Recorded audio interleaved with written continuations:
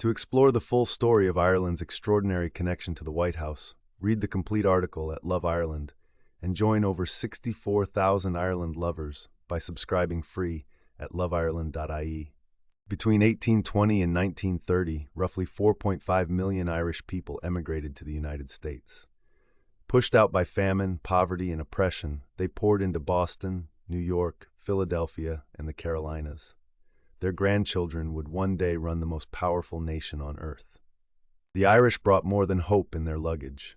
They carried a flair for public speaking, fierce community loyalty, and a sharp political instinct forged by centuries under British rule.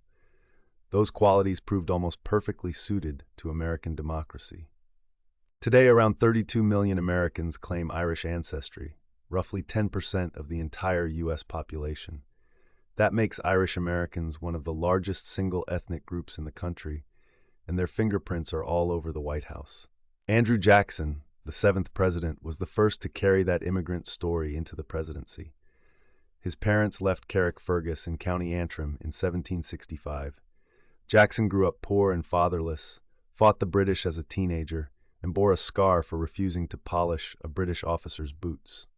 James Buchanan traced his roots to Ramelton in County Donegal, where his father was born before emigrating in 1783.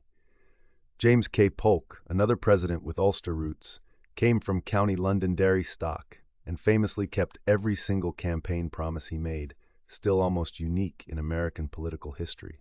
No president is more deeply connected to Ireland than John F. Kennedy. His great-great-grandfather, Patrick Kennedy, left Dunganstown in County Wexford during the Great Famine in 1848, sailing to Boston with almost nothing. That desperate journey set in motion a family story that reached the White House 115 years later. When Kennedy visited Ireland in June 1963, the country stopped. Schools closed, crowds lined the roads for miles, and in New Ross he met cousins he had never known. He stood at the quayside and said it took 115 years, 6,000 miles, and 3 generations to make this trip. The Kennedy homestead in Dunganstown still stands today as one of Ireland's most visited heritage sites.